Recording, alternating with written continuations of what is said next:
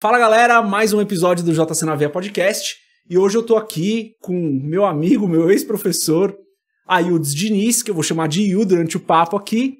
E antes de mais nada, mano, obrigado por ter vindo aqui, obrigado pela sua participação aqui conosco, fico muito feliz de te ver aqui, de verdade mesmo. Honra mano. Toda minha, meu Deus do céu. Não, de verdade, fico feliz de te ver aqui, mano, faz tempo que a gente não conversava e eu tenho certeza que o teu testemunho, a tua vida vai, além de edificar a vida de algumas pessoas, ajudar pessoas que pretendem trabalhar com música, que pretendem entrar nesse ramo, ou não para não trabalhar, mas para estudar.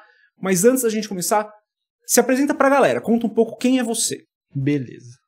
Então, primeiro, mais uma vez, falar que estou honrado. Quando você falou comigo, me chamou no Instagram, eu fiquei super honrado. De tanto tempo, sei lá quanto tempo que a gente não se via. Nossa, faz muito tempo, faz 10 anos. Uns 10 anos por aí. Então, o convite foi, eu me senti muito honrado por isso, né? Eu vou falar um pouquinho da minha história aqui rapidinho. Meu nome é Ayudes Diniz, mas esse nome Ayudes é muito complicado. Então, eu uso só meu apelido, Yu. Até se vocês quiserem me achar na rede social, lá é yu.diniz. Já vou falar, já pra todo mundo ficar procurando. Eu falei, Ayudes, não acha esse nome. Vai estar na descrição também, a gente sempre coloca na descrição. Melhor ainda. Legal. Então, assim, meu nome é Ayudes, eu tenho 35 anos, sou músico, produtor musical, arranjador, fui professor durante muito tempo, hoje não dou mais aulas, tem uma galera que pergunta, mas eu não dou mais aulas. E trabalho com, assim, eu toco desde os 8 anos de idade, só que eu atuo como profissional da música desde os meus 15 anos.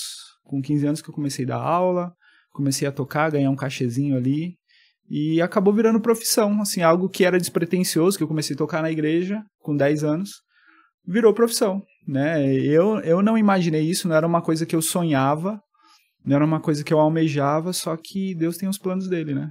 É isso. E ele me direcionou para isso e estou até hoje. Você falou que você começou tocando na igreja com 10 anos. 10 anos. Mas como que você chegou na igreja? Ou você foi aquele cara que sempre esteve na igreja, mas em um determinado momento se converteu? Então, isso é muito louco, porque assim, meu pai era cristão e se desviou há um tempo, aí depois de casar com a minha mãe, ele ficou um tempo fora da igreja, minha mãe se converteu, eu acho que eu tinha por volta de uns 5 anos, né, se converteu numa igreja bem tradicional, Deus e Amor, né, eu ia com ela pequenininha ali, mas não entendia muita coisa, né, e do lado da música foi interessante, porque nessa fase, eu acho que eu tinha uns 3 a 4 anos, meu pai comprou um teclado pra mim. E deixou o teclado lá, chegou em casa, eu lembro, assim, eu tenho uma memória de curto prazo horrível, mas de longo prazo é muito boa.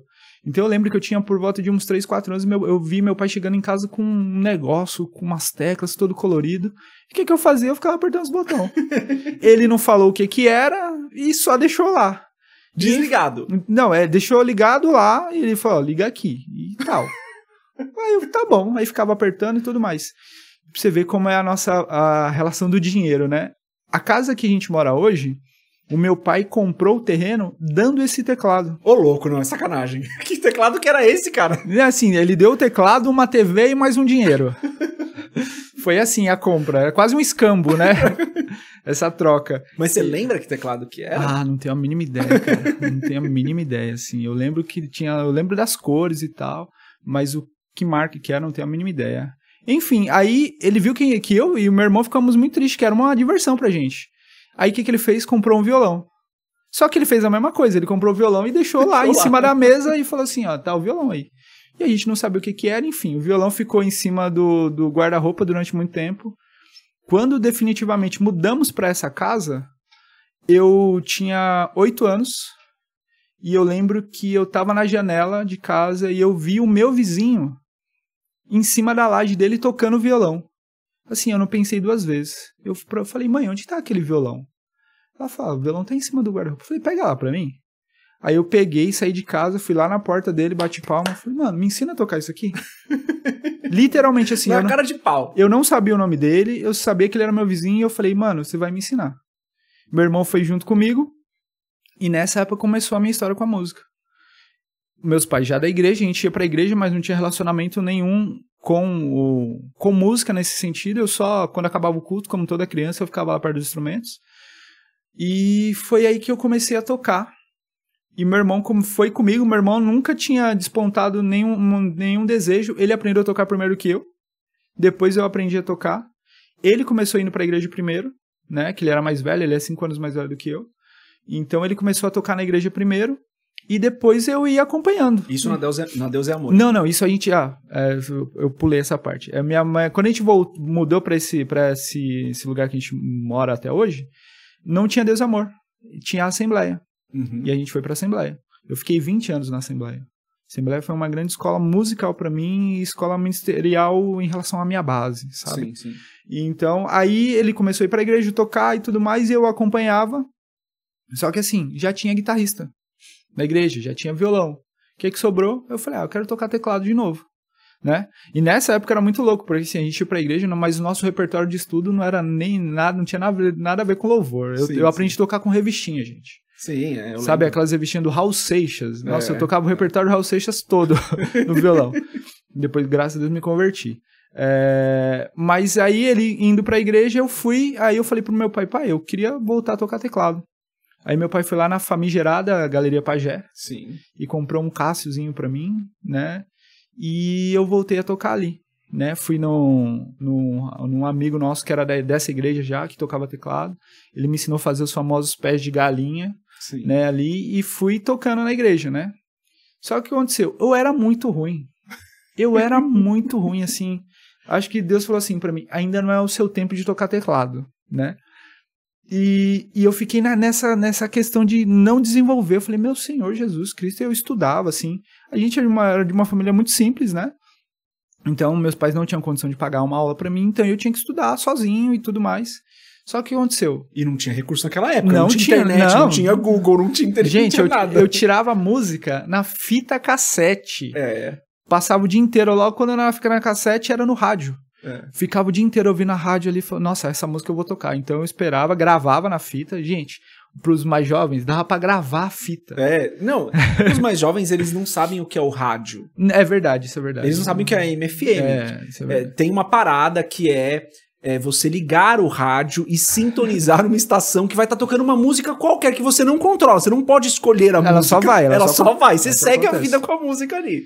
Então a gente ficava o dia inteiro ouvindo isso. As regentes do tempo da Assembleia tinham um grupo de mocidade, o grupo dos adolescentes. E elas ficavam ouvindo ali a rádio o dia inteiro pra ouvir a música, porque não tinha recurso do CD pra comprar o playback, ou então pra poder gravar pra mandar pra gente tirar. E só o que aconteceu nessa transição?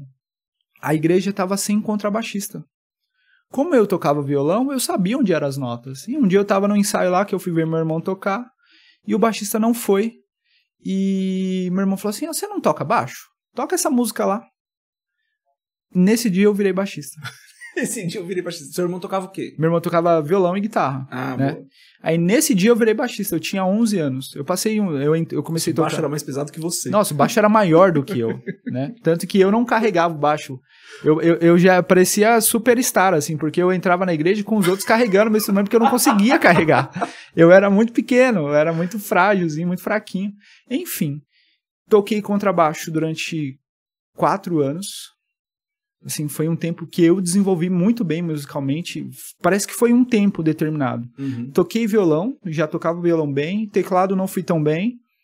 Fui tocar contrabaixo, Deus abençoou. Estudei, assim, sozinho, desenvolvi legal. Isso, quando eu tinha por volta de 15 anos, foi quando eu comecei a trabalhar. Eu já estava tocando nos casamentos, contrabaixo. E eu lembro que eu estava tocando num casamento e teve um intervalo ali, né? Na festa do casamento, a galera faz as festas de casamento. Aí teve um intervalo e tinha um teclado lá, né? O tecladista da banda estava tocando. E eu simplesmente fui lá no teclado e olhei. Sabe quando você olha com amor de novo? Né? Quando você se apaixonou pela Tati, você olhava assim, nossa, meu Deus, tô apaixonado. Eu olhei pro teclado e me apaixonei pelo teclado novamente. E foi muito interessante que naquele intervalo eu cheguei no teclado e comecei a tocar umas músicas que eu lembrava como eu tocava no violão. E rolou. Aí eu falei assim, vou voltar a tocar teclado. Do nada, cheguei em casa, eu falei, pai, eu vou vender meu contrabaixo e vou comprar um teclado. Ele falou, mas como assim? Você toca na igreja, mano. Aí eu falei, não, eu vou tocar teclado. Nesse meio tempo ainda continuei tocando baixo pra ajudar, até aparecer um baixista na igreja. Sim. E fui num final de semana seguinte, fui lá e vendi meu contrabaixo e comprei um teclado. Nessa época, olha gente, isso é 2003. Faz, quanto? 20 anos. Faz 21 anos. 21 anos. Em 2003 eu cheguei, nessa época o meu pai já estava trabalhando, a gente já tinha uma condição financeira melhor. E a gente já conseguia pagar uma aula de música. Naquela época, o professor ia na minha casa, ele cobrava R$40 por mês. Nossa, cara. R$40 por mês. Naquela época a passagem de ônibus era 50 centavos. Por aí. É. E então aí eu comecei a estudar teclado. Aí a minha história mudou. Aí começou um momento diferente na minha vida. Porque eu já desenvolvi melhor. Eu já estava mais focado naquilo que eu queria em relação a estudar. E foi começando a dar certo. Aí eu comecei a dar aula, né? E no ano seguinte eu comecei a fazer conservatório, em 2004. Fiz 2 anos de conservatório, fui estudar e comecei a tocar com uma galera diferente da igreja. Então ali foi um caminho que eu falei assim, eu Você acho... Com 16 no conservatório? 16 anos, 16. 16 para 17. 2004, 2005, 2006... aí que vem uma transição também desse lado profissional. Eu lembro que em 2005... na Assembleia tinha um costume de você passar na igreja. Eu acho que algumas igrejas mantêm esse costume de, na virada do ano, você passar na igreja orando. E o meu tio, ele me chamou assim, vamos numa igreja que eu tô indo e vai ter uma oração lá à noite. E assim, eu falei, tá bom. Ele até se assustou, falou assim, mas tá bom? Eu falei, vamos lá. Aí eu passei a madrugada orando. Na igreja tinha eu, ele e o pastor. Uma igrejinha bem pequena, só nós 3. E assim, eu fui muito focado nessa questão que eu já queria que isso virasse um trabalho, que a música virasse um trabalho, porque eu tava saindo da escola, né, do ensino médio, e, o que eu vou fazer? Aí, assim, eu já tinha começado, era o nosso setup básico, né, fazer um curso de informática, né, porque é a época que tava bombando, e já procurar algo pra fazer, pra trabalhar. O meu irmão, eu nem falei do meu irmão, né, nesse meio tempo, o meu irmão parou de tocar, porque meu irmão virou metalúrgico, então começou a cortar os dedos, não conseguia tocar mais, então ele ficou sem tocar também, e eu já estava nessa transição, o que eu vou fazer? Né? O que eu vou fazer profissionalmente? E eu fui nesse culto, assim, focado em orar, Senhor, eu quero que o Senhor determine algo para eu fazer o ano que vem. O que eu vou fazer? Eu vou ser técnico de informática? Eu vou para essa área? Eu vou para música? O que eu vou fazer? E eu orei muito veementemente nisso, sabe? Nessa força, nesse foco. E no final, assim, eu sou muito tímido. Hoje não mais, né? Mas eu era muito tímido. Eu não falava em público de forma alguma. E nesse dia, como tinha 3 pessoas na igreja, cada um deu uma palavra, né? E eu fui dar a palavra e eu falei assim, hoje eu orei em relação a esse propósito, né? Que eu queria que a música virasse uma profissão. E eu lembro exatamente dessas palavras. Eu falei assim, mas eu acho que eu ainda não estou preparado.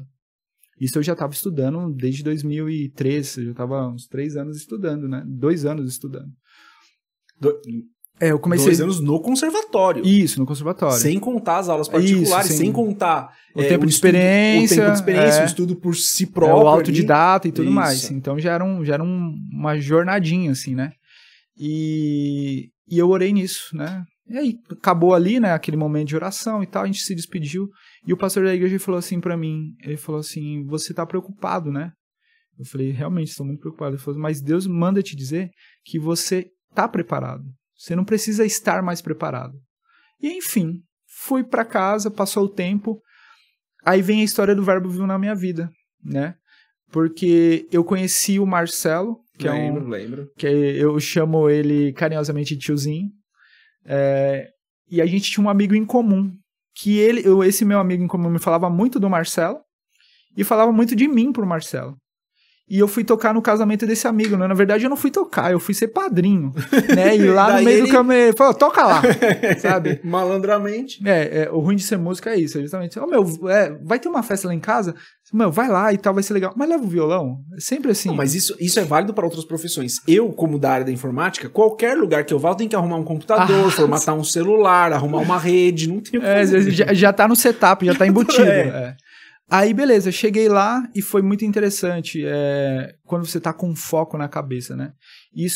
Eu passei essa virada de 2005 para 2006, o Fabinho casou em 2006. É o Fabinho, o Fabinho comum. Isso, o Fabinho. O Fabinho toca muito, sei lá. Guitarrista e tal. Aí, a gente tava lá e eu tava no piano, que lá na igreja dele, a igreja batista, no Presidente Dutra tinha um piano, e eu tô lá tocando. Quem vem por trás de mim, assim, o Marcelo. A primeira pergunta que o Marcelo me fez, ele falou, o que você quer fazer? Ele não falou oi, ele não falou quem ele era, ele só falou pra mim assim, o que você quer fazer? E eu prontamente respondi assim, eu queria dar aula. Essa foi a nossa primeira interação. Não foi, oi, tudo bem, eu sou o Marcelo, oi, não, ele perguntou, o que você quer fazer? E eu respondi, eu quero dar aula. Ele falou, então faz o seguinte, isso foi no sábado, vai na segunda-feira na escola que eu trabalho. Isso. Depois a gente se comentou, então, você que é o Marcelo? Você que é... Esse foi o nosso primeiro diálogo. Isso foi em abril de 2006. Eu fui pra escola, a minha primeira ida, que eu conversei lá com o Durval, que era o coordenador da escola, isso em 2006, eu fui lá nessa segunda-feira, e a partir dessa segunda-feira eu fiquei 9 anos dando aula na escola. Porque, eu fui fazer aula com você, já não tava mais lá na casa da escola, já tava na igreja. Já não era ali mais atrás do conselheiro, né? Isso, já não era mais atrás do conselheiro. Então já tinha um tempo já. E assim, a escola foi algo absurdo na minha vida, profissionalmente, como crescimento, como músico, continuei estudando. Em 2009 fiz faculdade de música, depois fui estudar no Souza Lima. Ah, você fez Souza Lima, que da hora, cara. Não fiz a faculdade, né? Fiz o curso livre, mas eu fiz um semestre no curso livre ali, também para pegar algo muito específico do que eu queria de estudo, né? Tinha um professor lá muito legal, que um amigo meu tinha me indicado, o Fabrício, e eu fui estudar com esse professor e fiz um semestre com ele. Mas fiz licenciatura na Unisantana, nesse período também. Então, assim, foi uma junção de coisas, e veio o período da escola, que aí consolidou mesmo aquilo que eu queria, que era a profissão, porque aí eu comecei a entender a música exatamente como profissão, né? Já não era aquela coisa mais de hobby. O que você faz? Eu toco. Não, eu sou professor de música agora. Nesse meio do caminho, eu fui conhecendo outras pessoas e aí a profissão virou mais séria ainda, porque foi quando eu comecei a gravar, que eu comecei a fazer estúdio, que eu comecei a viajar, que eu comecei a tocar com a galera. A primeira vez que você gravou... Calma, eu tenho várias dúvidas agora. Sim. Você ganhou algum cachê antes de dar aula ou o teu primeiro salário como profissional da música foi dando aula? Foi dando aula, mas isso com uns 15 anos. Que você começou a dar aula meio particular. Meio particular. Tinha mas me ensina isso aqui. Eu falei, você quer fazer aula? Cobrava, sei lá, R$25 por mês pra dar aula, né? Bem no comecinho assim. Só que é muito louco. A primeira vez que eu gravei mesmo, que eu entrei dentro de um estúdio pra gravar, foi no período que eu tava na escola. Porque quando eu entrei no ensino médio, ali no primeiro ano do ensino médio, a escola que eu estudava tinha uma banda. Uhum. Era uma época lembra do Nação Zumbi? Que Lembro. sei lá como era o nome daquele ritmo, que a gente tocava uns ritmos lá que tinha uns tambor e tal, e eu tocava guitarra nessa banda. E a gente participou de um festival, inclusive eu joguei o diploma fora essa semana, porque tinha um monte de papel velho lá em casa, eu tava limpando umas gavetas, aí eu encontrei um negócio que eu tinha ganhado lá, eu falei, vou jogar isso aqui fora. Mas teve um festival da Pfizer sobre conscientização como que era? Conscientização do meio ambiente. E o professor compôs uma música e essa banda ganhou esse festival. Então eu fui a primeira vez que eu gravei num estúdio. Que aí eles falaram, então vocês vão gravar essa música no estúdio e tudo mais. E foi muito louco esse tempo, porque o primeiro e segundo ano, a gente era tipo a bandinha da escola. A gente tocava nos Dia dos Namorados e tudo mais, a gente era os popstars da escola. Que a gente tocou na TV Cultura com essa banda, foi muito louco. Que da hora, cara. Foi muito louco, assim, foi um período muito legal da escola, assim. Eu nunca gostei muito de escola, mas esse período foi o que eu mais gostei. Aí, tudo bem. Aí, na escola, depois que eu entrei na escola de música do Verbo Vivo, aí a primeira pessoa que me deu a oportunidade de gravar foi o Marcelo. Que eu gravei o disco dele e tudo mais. O Fabrício, que era um outro professor que tinha dado aula lá. E foi muito legal, foi uma fase muito boa também. Aí daí fui conhecendo outras pessoas e isso foi se encaminhando durante muito tempo. Deus foi abrindo muitas portas de eu conquistar algumas coisas, né? Porque a vida do músico brasileiro é muito difícil. Né? O nosso país é um país que tem um imposto muito absurdo para você ter instrumentos e tudo mais.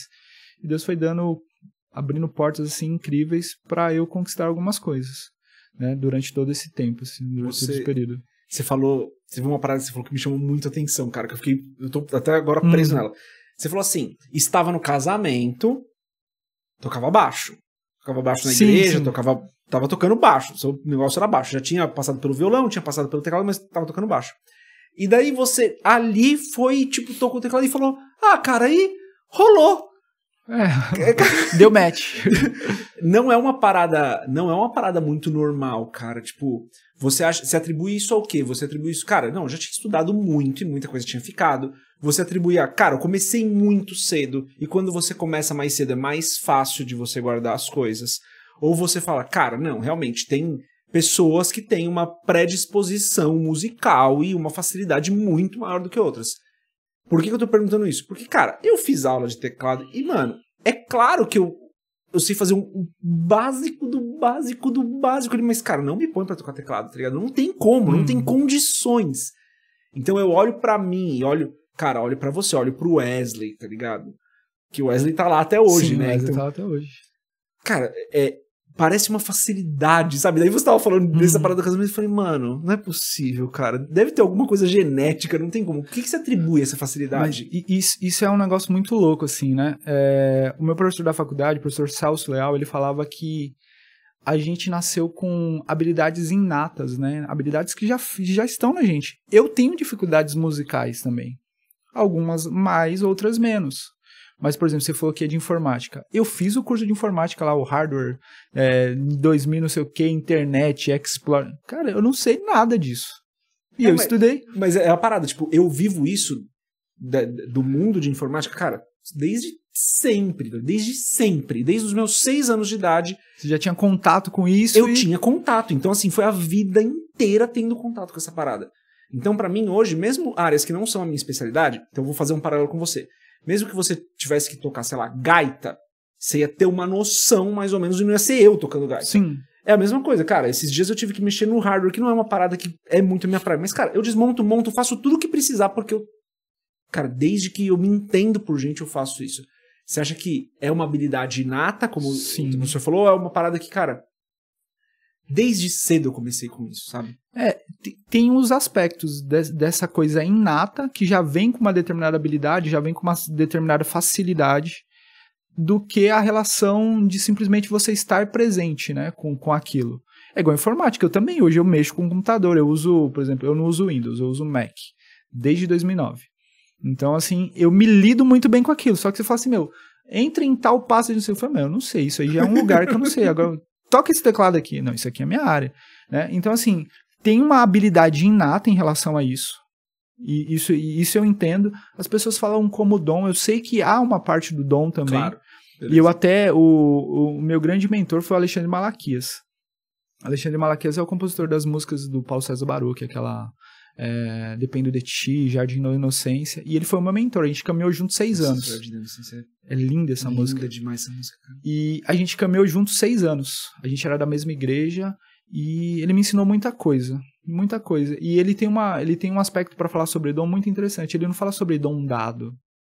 Ele fala sobre dom emprestado.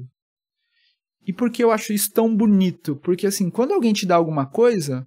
é teu, então às vezes você não tem tanto esmero, você não tem tanto cuidado. Agora, quando alguém te empresta uma coisa, você tem um zelo maior, né? Porque você sabe que uma hora, de repente, você tem que devolver. Né? Então eu entendo isso, eu entendo essa parte do dom também. Mas eu entendo também dessas habilidades natura. Tem coisas que você tem que praticar um pouco mais. Né? Eu, por exemplo, hoje antes de vir pra cá, eu estava numa gravação. Estava gravando um projeto que eu gravei o DVD ao vivo, e agora eu tô fazendo umas coberturas, alguns outros efeitos de teclado. E tinha uma determinada frase na música, um dedilhado lá, que a banda faz inteira, que era muito complexo. Eu fiquei 1 hora estudando o negócio, para poder executar de uma forma correta.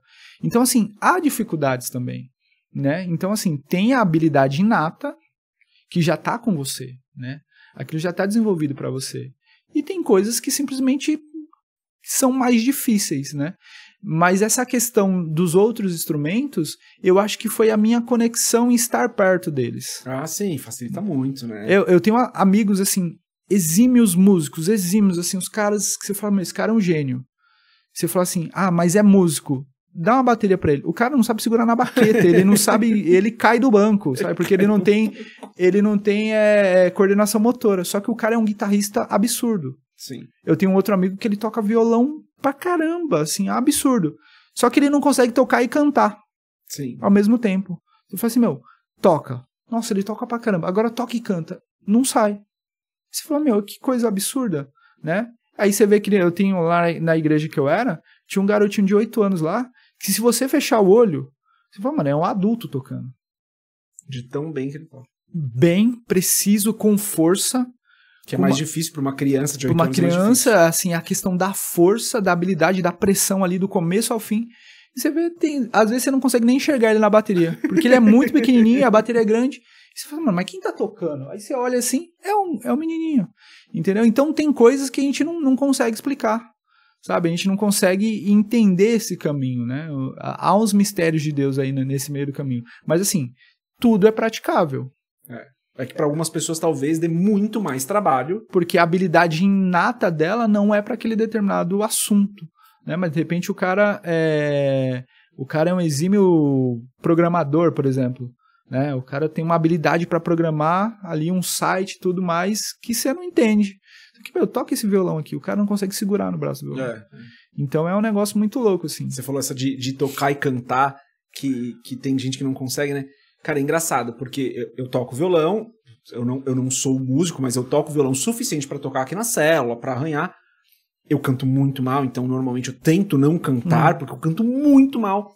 Mas eu consigo tocar e cantar numa boa. Agora, se eu tiver que tocar e conversar, não vai, tá ligado? Não vai. Olha que louco isso. Eu tenho essa...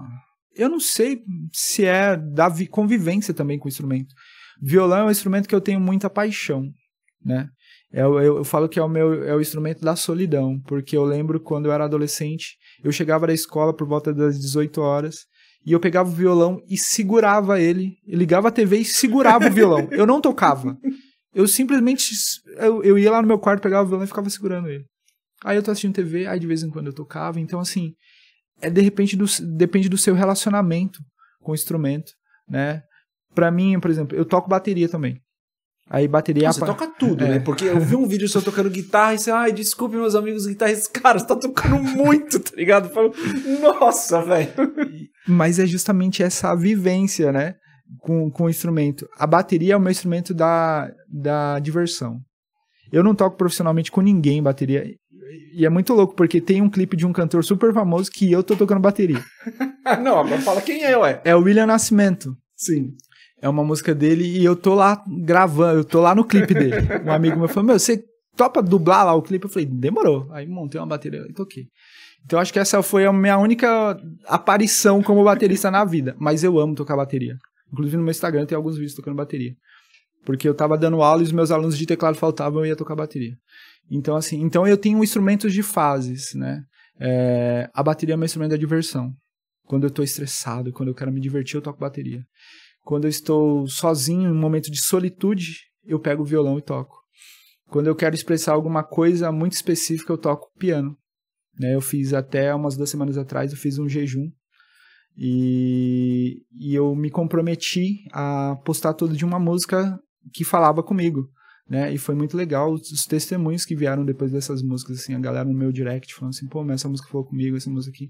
Então, assim, eu tenho um instrumento para cada momento, e eu acho que foi assim que Deus tratou comigo, porque eu comecei tocando violão, foi minha introdução à música. O teclado foi a minha introdução na igreja.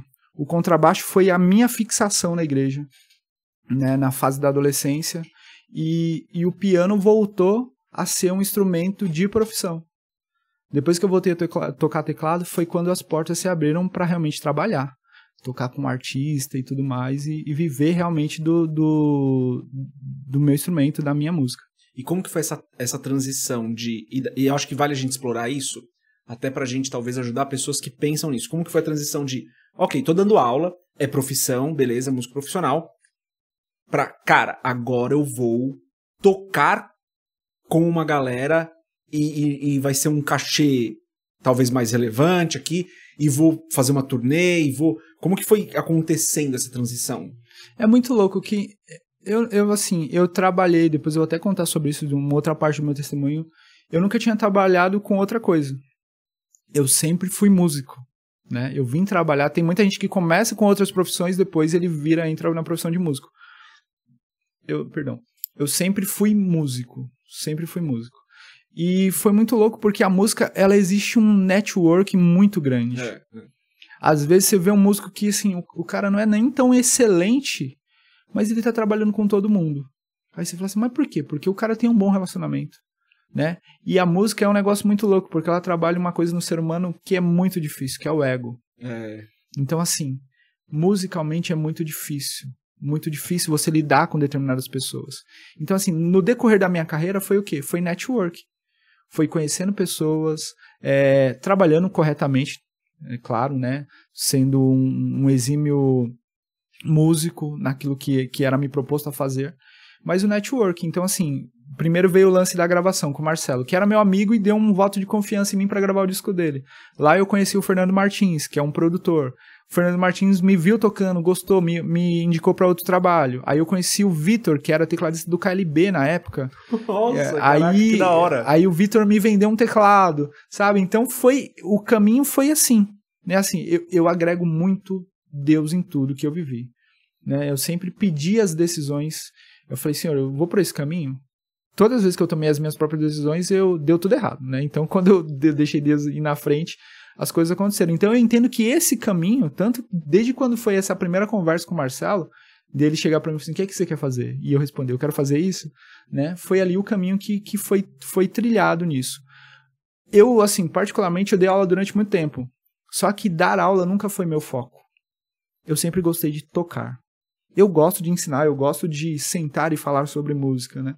Mas nunca foi o meu foco principal, desde quando eu comecei a dar aula. A gente começa dando aula, eu não sei, eu tenho uns amigos músicos que amam dar aula e hoje os caras só trabalham com isso, não tocam com ninguém, os caras só dão aula. Mas assim, nunca foi a minha direção, assim, eu não vim pro lado da música falando, eu quero ser professor, né? Fiz licenciatura porque foi uma oportunidade de fazer, mas não era o meu foco da aula. Então, assim, sempre quando eu tinha a oportunidade de tocar com algum cantor, com alguma coisa, uma gravação, eu sempre pendia a ir para esse lado, a não dar aula. Foi até que em 2015, que aí começa uma outra transição, que foi quando eu parei de tocar, que realmente aí dentro desse processo, aí eu parei de dar aula também. Uhum. Então foram esses dois caminhos, foi parar de dar aula e parar de tocar. Então foi um momento de transição ali, que aí justamente eu fui fazer outra coisa. Eu estudei marketing, abri agência de marketing, trabalhei em agência de marketing, algo totalmente... Como que foi parar? Aquilo que eu vou exagerar aqui e eu não quero soar pejorativo, mas a única coisa que você fez a vida inteira, como que foi? Tá bom, parei de fazer isso. Sim, foi, na verdade, assim, outra coisa dos músicos. Eu tô perguntando por quê? Eu não me vejo fazendo outra coisa, tá? Sim. É claro que eu faço outras coisas, mas a minha profissão, o que é o sustento da casa, o que é o ganha-pão, está relacionado à área de informática. Claro que eu faço outras coisas, mas eu não me vejo, tipo, numa outra profissão, sabe? Cara, o que eu sei fazer, eu fiz a vida inteira essa parada. Então, como que foi mudar radicalmente? Sim, é muito louco porque, igual eu falei, assim, eu era muito tímido. Muito tímido. Meu Deus, na escola, vai apresentar trabalho. Eu era aquele que ficava segurando a cartolina assim no rosto, sabe? Com muito medo de falar, né? Então, assim, dentro dessa transição de momento, eu tentei alinhar algumas coisas. Porque, assim, dentro da minha profissão música, como músico, eu precisava fazer outras coisas também. Eu precisava me comunicar, eu precisava escrever bem, sim, eu precisava fazer contrato, eu precisava fazer um monte de coisa, né? Então, assim, eu acabei fazendo outras coisas. Tanto quando eu parei de tocar, meu primeiro direcionamento foi estudar marketing. Porque eu entendia que estava aliado dentro daquilo que eu já fazia, de alguma maneira, né? Só que esse momento de transição de parar de tocar foi num momento de frustração. Porque nós, músicos, a gente é muito sentimental. E eu, assim, quando eu estou mal, eu não consigo tocar. Por isso que eu falei que o violão é um instrumento da solitude. Sim, sim. Porque quando eu estou triste, eu estou mal por alguma coisa, por um dia estressante, é o instrumento que eu consigo tocar sozinho. Então eu fico recluso e toco com ele. E eu passei por um processo sentimental, um termo de um relacionamento, e eu fiquei muito mal. Muito mal. E tudo isso me agregava ao processo da música, porque a música, graças a Deus, nessa época eu estava trabalhando muito. Muito. O Senhor tinha aberto muitas portas para mim. E eu me frustrei porque eu não tinha tempo para outras coisas. Então, quando aconteceu o que aconteceu, em termos de um relacionamento, e eu agreguei isso por causa da música, eu me frustrei com ela. Ah, saquei. Daí você falou, cara, parei. E eu falei, mano, eu não quero mais isso pra minha vida, porque vai me atrapalhar em todo o resto. Eu não vou ter uma família, eu não vou conseguir ter um relacionamento. E aquilo Porque realmente consome, né? Eu acho que essa é uma parada que é importante. consome. A pessoa que ela vai trabalhar com música, principalmente a pessoa que não quer dar aula. Porque dar aula é mais estável, né? Sim, cara, sim. você tem horário, você tem os seus alunos, você provavelmente tem um local. Cara, você vai trabalhar com música, tocando com outras pessoas, cara, você vai viajar o Brasil inteiro. A gente tava falando disso com o Kleber, né, da última vez. Ele falou, cara, eu saio daqui, vou pra outro lugar, vou pra outro lugar, vou pra outro lugar.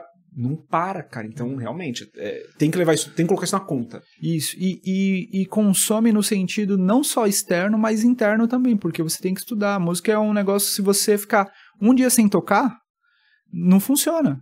Não funciona. Você perde agilidade, você perde conceito, você perde um monte de coisa. A gente brinca que sempre quando a gente tá um dia sem estudar, tem um asiático estudando 8 vezes mais. Exatamente, né? cara. Então, assim, é um negócio que consome. Então, eu preciso ficar recluso, eu preciso estudar. Eu tenho insônia, porque aí na madrugada eu passo a madrugada inteira tocando, estudando e tudo mais. Então, isso foi um momento muito drástico pra mim. Hoje a palavra da moda é burnout, mas em 2015 eu não sabia esse nome. Então eu tava num burnout absurdo disso, de dar aula, de tocar, de fazer um monte de coisa. E eu entrei nesse surto por causa desse termo de relacionamento e eu falei, não, eu não quero mais. Aí foi muito louco, porque assim, eu vendi todos os meus instrumentos. Caraca, você vendeu tudo. Eu tive uma piração, assim. Eu postei no Facebook, na época do Facebook lá. A partir de hoje não toco mais, não sei o que, não me chamem pra tocar. Meu, e uma galera, hoje eu não uso mais Facebook, mas eu revisitei, sei lá, uns 2 anos atrás, essa postagem, e eu vi uma galera assim, falando, meu, mas como é que você vai parar de tocar, não sei o quê? E foi muito louco, porque isso reafirmou alguma coisa daquilo que eu fazia, né? Tinha uma certa relevância, né? E foi muito legal viver isso, né? Mas o processo de ficar sem tocar foi muito difícil. Sem tocar como profissão mesmo, como trabalho.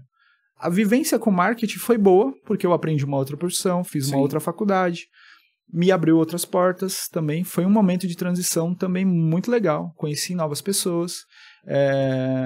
E nesse meio tempo, eu fiquei realmente afastado da música no sentido de não ter mais nada em casa. Eu não tinha mais teclado em casa. Eu vendi um teclado muito legal que eu tinha.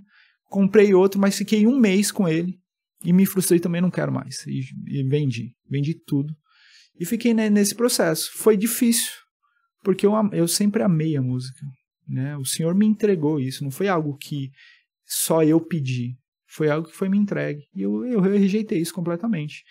Nesse momento de transição, acabei saindo da igreja, aí que vem a parte pesada do meu testemunho, né? Eu acabei saindo da igreja, nesse Você meio... estava na Assembleia, Isso, todo esse tempo na Assembleia. Todo esse tempo na Assembleia, a Assembleia sempre foi minha escola. Né? O Verbo Vivo eu trabalhava isso, lá. Era profissão. Eu trabalhava. O Wesley, ele é profissional lá, ele é contratado. Toquei algumas vezes no Verbo, fui nas células, fui no encontro, mas não me fixei na igreja, né? Foi legal também, eu gosto muito do pessoal de lá até hoje. Gravei quase todos os discos do Verbo Vivo, foi eu que gravei, tá, gente? Se eu ouvir lá, tem os meus teclados lá. Produção do Wesley Fiorentino, meu irmão, e eu toco os teclados lá. Mas nesse momento aí, eu acabei me afastando da igreja. Nesse momento me casei também, tive minha filha, mas também me separei pouco tempo depois. Então foi um momento de uma transição muito difícil, de estar fora da igreja, de não estar fazendo aquilo que eu sempre amei, que era a música, e vivendo outras coisas, vivendo um mundo que eu nunca vivi, porque assim, desde quando eu comecei a contar, né? Eu comecei a tocar na igreja com 10 anos. Sim, você era muito novo, cara. Então a minha vivência foi cristã, né? Pra você ter uma ideia, eu não tinha videogame.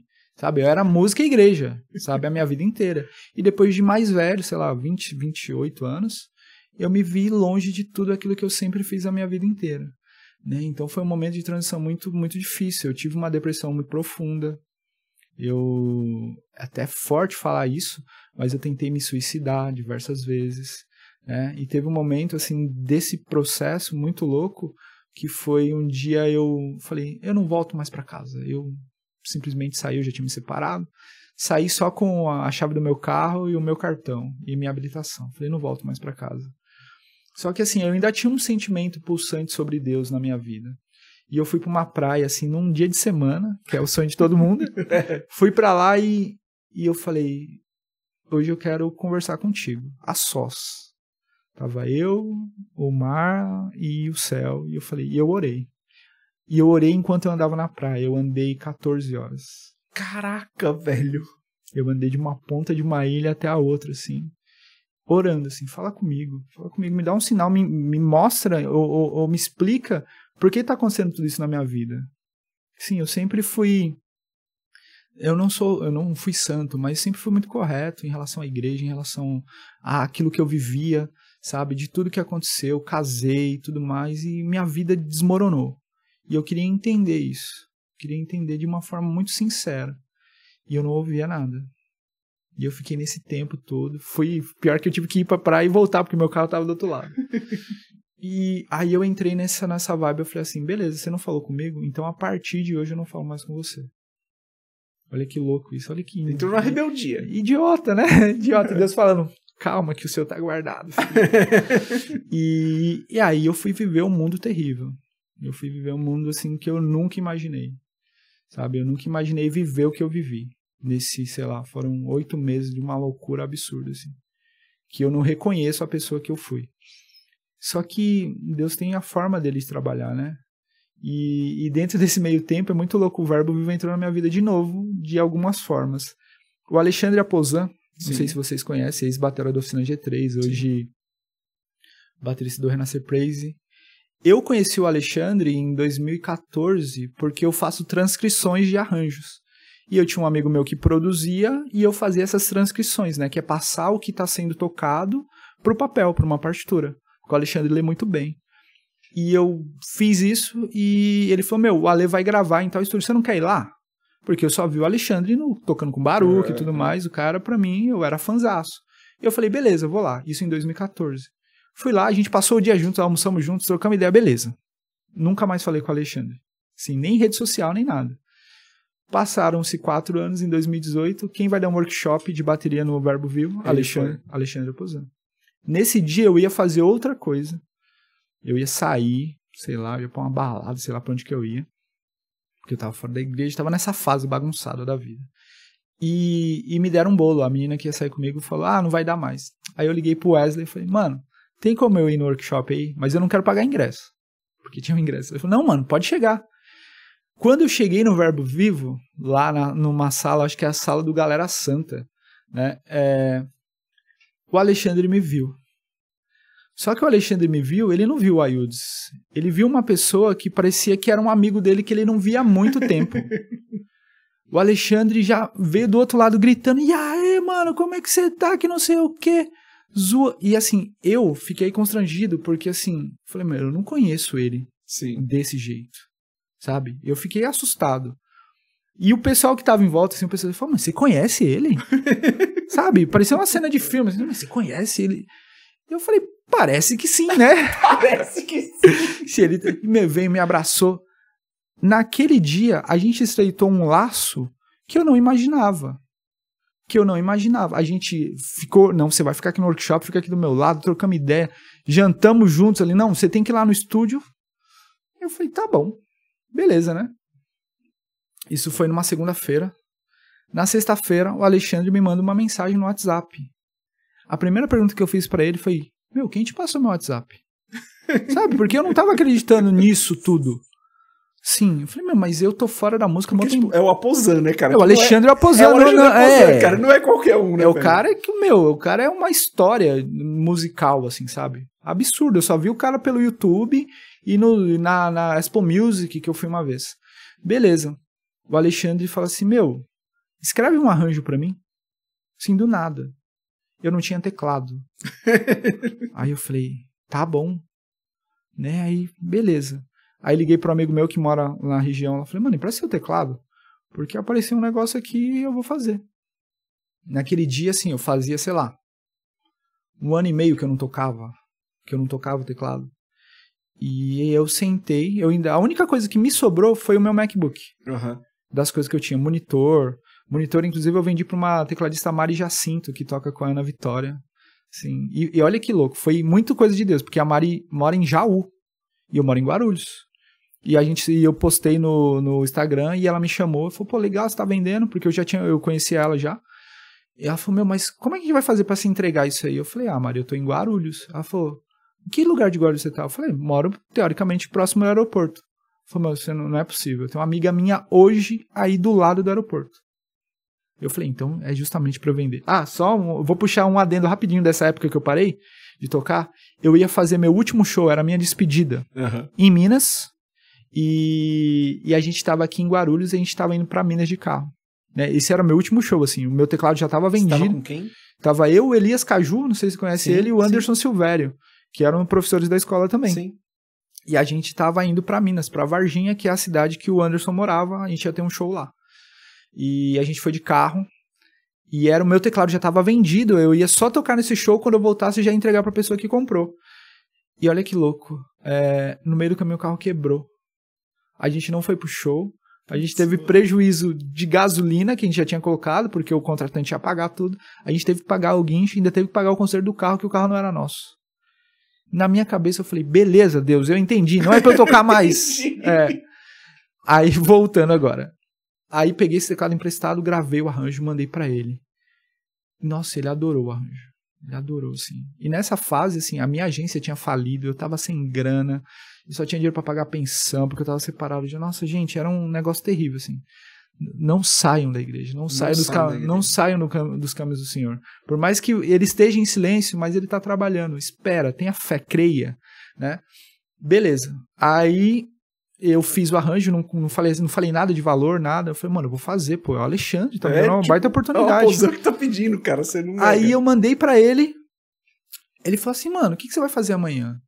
Eu falei, mano, amanhã eu tô de boa. Ele falou, você não quer vir aqui em casa gravar? Eu falei, mano, eu vou na tua casa. Ele falou, mano, vem aqui em casa. Eu falei, mano, eu vou na casa do Alexandre Aposan, cara. Aí, beleza. Aí fui.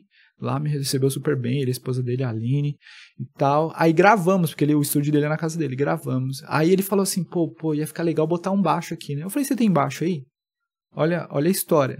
Você tem baixo? Ele falou, tenho. Eu falei, então eu gravo. E ele deve tocar baixo também, Não, ele não toca. Ele só tem lá os instrumentos, porque ele era endorse de uma marca lá que deu os instrumentos pra ele, né? Como o irmão dele também tocava, então ele tinha lá. Aí eu falei, você tem baixo? Aí ele falou, tenho. Aí eu gravei o baixo. Ele falou, pô, mano, sabe o que tá faltando? Um violão. Eu falei, você tem violão aí? Ele falou, tenho. Aí gravei o violão. Aí, só que eu não sabia que essa música que eu tava produzindo, ele é ainda hoje jurado de um festival, de um concurso que é da Igreja Mundial do Poder de Deus lá, que a Raquel Santiago faz, que é o Gerando Talentos. Isso. E essa música foi pra lá. E o que aconteceu? E essa música tocou na quinta-feira, o time dele lá cantou, né, que é como se fosse um The Voice, ele é o jurado técnico, e ele adorou. E ele falou assim pra mim, a partir de hoje você que escreve os meus arranjos. Isso em 2018. Eu, afastado da música de tudo, tava escrevendo os meus arranjos pro Alexandre Aposan. E o mais louco, isso foi numa semana, na outra ele me liga de novo e falou, negão, o que você vai fazer domingo? Eu falei, mano, domingo eu tô de boa. Né? Não tava fazendo nada. Não tava fazendo nada, não tinha trabalho, não tinha igreja, não tinha nada. Ele falou, você não quer ir lá no meu lugar no programa? Nossa! Aí eu falei, não, negão. Eu falei, não, negão, como assim? Como eu ir lá no programa? Eu falei, mano, você tá escrevendo os arranjos, vai lá me representar. E do nada, gente, eu que sei lá, 8 meses atrás tinha falado assim, Deus, eu não quero mais saber de você. Deus abriu uma porta pra mim, gigantesca, que eu não tenho ídolos, né? Isso é horrível de falar, mas assim, dentro do mercado que eu atuava, musical, estar lá era importante pra mim. Sim, com certeza. Como pra todo mundo que estava lá.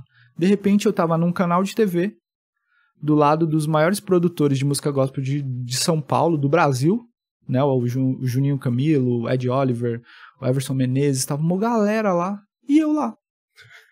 Do nada, assim, ó, um desconhecidaço, porque eu fiquei mais desconhecido que eu já era, nesse cenário assim, nacional, né, na verdade. E eu tava lá, representando o Alexandre Aposan. E o mais louco, no dia que eu fui, quem era pra estar junto era uma outra jurada, que era a Elaine Martins, que é uma cantora do Rio, super famosona lá, canta muito, uma mulher de Deus absurda. E ela não foi, o voo dela não conseguiu sair porque era um dia de muita chuva. Então, a primeira vez que eu apareci na TV dessa forma, eu fui sozinho, eu nem sabia como funcionava o programa, eu nunca tinha assistido, foi um negócio absurdo. E assim, ele na época ele tava tocando com o Thales, ele fazendo uma turnê com o Thales, e ele falando comigo, e aí, mano, como é que tá? Eu falei, mano, tem um pessoal aqui, quem é o teu time? E ele me explicando, e a gente trocando ideia assim, beleza. Passou isso, continuei escrevendo os arranjos pra ele, né? As portas foram se abrindo, comecei a ganhar uma grana, porque ele tava me pagando pra fazer isso. E representei ele mais umas 2, 3 vezes no programa. Aí já foi bem legal. Tanto que aconteceu uma coisa muito legal, acho que 2 anos atrás. Eles mudaram de sede lá, né? O programa e tudo mais. E ele me mandou uma mensagem assim. Falou, negão, olha o que tem aqui na parede da sede, né? Que é o programa, né? Do estúdio. Tá lá a minha foto lá. Né? Então eu fiz parte da história do programa. Foi muito louco. E assim foi minha história de volta com a música. Nesse sentido, não de tocar, não de voltar a trabalhar. Teve... Todo final de ano, né? Ou todo ano, eles fazem uma premiação. Que é o Troféu Gerando Salvação. Só que mesmo assim, eu ainda estava fora da igreja, eu ainda estava fora de tudo, assim. A música se tornou para mim um trabalho. Eu ainda estava longe de Deus, foi consequência, não foi Deus para mim, naquela época, né? Uhum. O Alexandre, eu tava na academia, nessa época eu tava treinando. Inclusive, vou voltar amanhã, gente. Eu tava treinando, o Alexandre me liga. E aí, mano, como é que tá a mão do piano? Eu tava tocando só pra gravar as coisas pra ele, assim. Sim. Eu não tava estudando, eu não tinha instrumento. Aí eu falei pra ele, não, tá legal. Tá legal, tá tranquilo. Tá tranquilo. Ele falou, tá bom, vai ter um trampo aí, eu vou te chamar. Aí, beleza, passou mais uns 2 meses, era o Troféu Gerando Salvação de 2018, a gente tocou com uma orquestra, foi um negócio muito louco, e aí eu toquei com a Priscila Alcântara na época, com o Isaías Saad, com a Cassiane, que assim, pra quem é da Assembleia, quem assiste o podcast da Assembleia, tocar com a Cassiane, era um marco, e foi o mais legal, era uma homenagem pra ela, a comemoração dos 37 anos de ministério dela. Que da hora. E eu tô lá tocando com ela, então assim, pra mim foi um marco muito grande, sabe? Então foi essa transição, isso em dezembro. Em janeiro, eu fui a uma igreja visitar uma amiga, só que eu fui sem avisar pra ela. E cheguei lá, ela não tava na igreja. Naquele dia, lembra que eu falei lá do teclado lá, que eu cheguei no teclado e pra mim foi o primeiro amor? Nesse dia que eu fui pra igreja, na intenção de vê-la, foi o meu primeiro amor de novo com Deus. Foi a minha volta pra igreja. Daquele dia eu senti uma paz tão grande estar na igreja, que eu falei, deixa eu beber até uma aguinha aqui, que isso aí dá uma... dá uma embrulhada. Dá uma embrulhada. Essa que você foi visitar também é Assembleia. Também é Assembleia. E eu fui visitar, e assim, ali foi o meu reencontro com Deus. Eu senti uma paz tão grande em estar naquela igreja, que eu falei, não, tem alguma coisa aqui. E aí depois mandei mensagem pra ela, falei, nossa, eu fui na tua igreja, você não tava? Ela falou, não, mas você não me avisou. Enfim, eu falei, aí eu fui no outro domingo. E assim, eu tava tão descrente de tudo que tava acontecendo na minha vida, que eu não falei nada pra ninguém. Eu saía de casa, meus pais, onde você vai? Não, eu falei, eu vou sair. E eu só falei pra eles que tinha voltado pra igreja depois que eu tava firme. Sim. Na igreja. Porque os meus pais sempre foram cristãos, né? Mais não religiosos, mas assim, mais seriões. Mais sérios, isso. Né? E eu não queria demonstrar pra eles que eu tava voltando à igreja, porque todo dia, você não vai pra igreja? Você não vai pra igreja? Cara, o desespero do pai. Sim.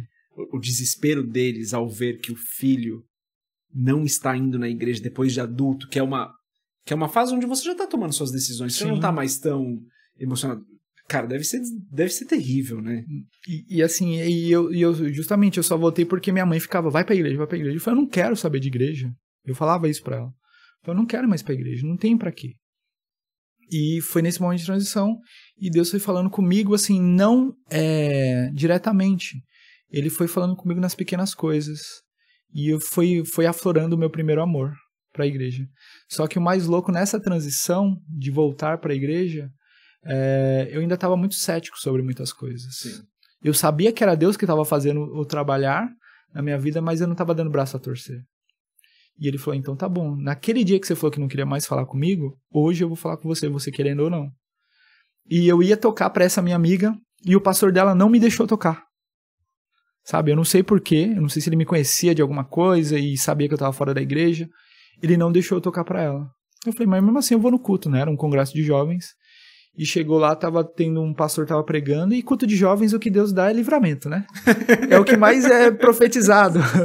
Porque jovem precisa de livramento o tempo inteiro. E o pastor lá, um pastor novo também, não o conhecia. E ele começou a entregar várias coisas pra todo mundo e tal. E eu tava com a Helena, minha filha, pequenininha, acho que ela tinha uns 3 aninhos, deitada no meu colo, assim. E eu tava no último banco da igreja. No último banco que eu não falei, não vou sentar lá na frente. Já tava bravo que o pastor não tinha deixado tocar, né? E daqui a pouco vem aquele cara no meu sentido, assim, né? E eu aqui, de boa. E ele chegou no meu ouvido e falou assim, qual é o seu nome inteiro? E o meu nome, gente, no André falou no começo, meu nome é muito complicado, meu nome é Ayudes. Só que pra piorar, meu nome é Ayudes Amizadai Andrade Diniz. Né? E pra não falar todo esse nome absurdo, eu falei só o meu primeiro e último nome. Ele falou assim, não, fala o seu nome inteiro. Aí eu falei, ele falou, então vem aqui na frente que Deus quer falar com você. Eu falei, não, se ele quiser falar, eu vou ficar daqui. Caraca, velho, rebeldaço. Rebeldaço. Mesmo depois de tudo isso que Deus tinha feito já, rebeldaço.